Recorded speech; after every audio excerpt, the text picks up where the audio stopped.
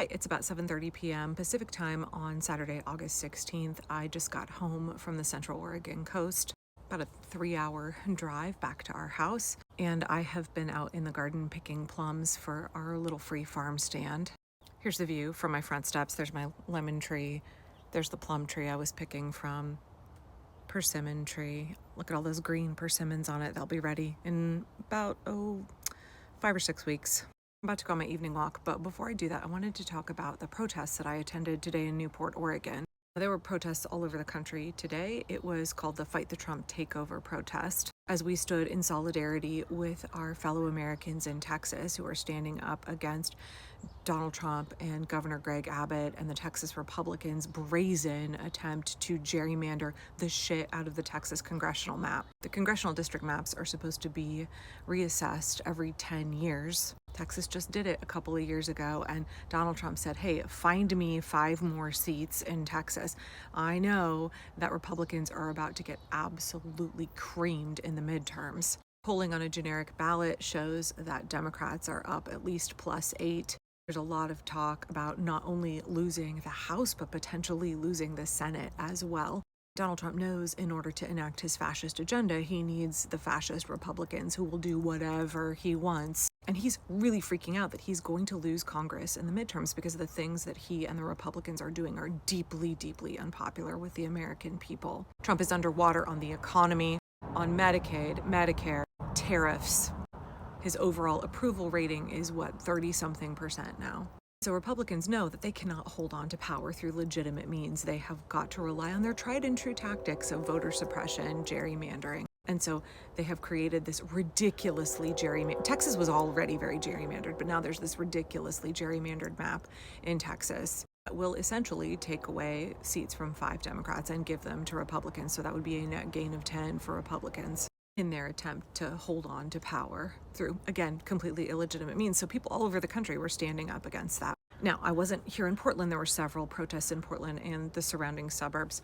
But because I was on the Central Oregon coast when I found out that these protests were happening, I was like, okay, I don't have any signs with me. I don't have like my bullhorn or anything. But you know what? We're going to show up in Newport and see if we can support the folks who are protesting there. So my husband and my eldest daughter and I did that today. I have some thoughts. I have some takeaways. So Newport, Oregon, we used to live outside of Newport in Siletz long time ago, like 18 years ago. Newport is kind of the big town. It's about 10,000 people. The congresswoman that represents that area is Val Hoyle. She's a progressive Democrat, but like much of rural Oregon, the Central Oregon coast is quite conservative. Lincoln County has a Democratic congresswoman because her district also includes Corvallis and Eugene, which are progressive college towns. But Lincoln County, just south of Newport, is also home to the EPA offices and NOAA, have both been gutted by the Trump regime. The Central Oregon coast has a thriving fishing industry. And I know I went into this in quite a bit more detail in the past few weeks in reference to East Coast fisheries, but National Weather Service, NOAA, EPA, Fish and Wildlife, whale researchers, shark researchers, crab researchers, plankton researchers, their work is all really connected and tied to our fisheries industries. So despite the fact that a lot of fishermen around the country are quite conservative and voted for Donald Trump, the things he's doing hurt our fisheries. Gutting the National Weather Service and NOAA, the EPA, and all of these other programs, cutting grant funding, cutting research, really, really important research for folks who make their living fishing off the coast of the United States. Donald Trump is not a friend to fishermen. He's making their lives, their livelihoods much more precarious. There's also logging in Lincoln County. There's a mill.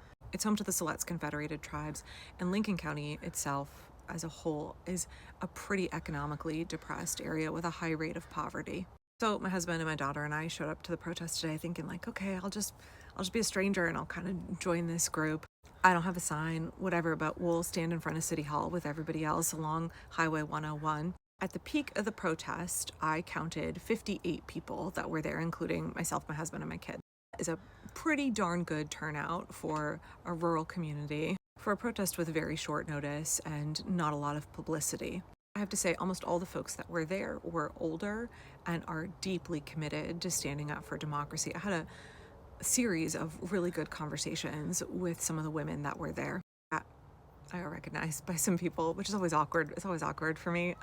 But everybody was very gracious, like, hey, here's these random strangers. They're not part of like Lincoln County Democrats or our Indivisible group or what have you, but they were very, very welcoming. So it was a standing or seated protest, a stationary protest. And Highway 101 is the main route up and down the coast, and it's tourist season. So for a small town, there is a ton of traffic going through there right now. And the protest was also located right next to the farmers market that was happening at the same time. So tons of visibility. One of the important things about protests like this is having high visibility, because you're trying to communicate to other people, like, hey, the resistance is everywhere. It's not just in liberal cities like Portland and Eugene, it's all over the country. Ezra from Indivisible said this after Hands Off on April 5th, but small rural protests are in many ways, I don't want to say more powerful, but they have a different kind of power in communities that don't have a large visible presence on a regular basis of folks standing up, against fascism. In communities where maybe kind of like Trumperism is a bit more normalized, where people are maybe more afraid to speak out because it's a deeply red area, in those kind of places, to have people standing up for the rule of law, for democracy, it really is important. One, it's really important because it communicates there is no such thing as red versus blue America, though resistance is everywhere. And two, it helps people find their courage. They see other people are standing up. Oh, I'm not the only one in my community. I'm not alone. It's not just me. Look, here are, 55 people in a place where maybe I didn't know that there was anybody who was actively resisting. So it's normalizing resistance against fascism. It's communicating to other people, hey, I'm here, come join me. You're not having to go through this by yourself. You can find support and encouragement and hope and feel empowered from other folks. And speaking of hope and encouragement, we were there maybe 15, 20 minutes, and my daughter said, you know what, there's really a high honk to car ratio.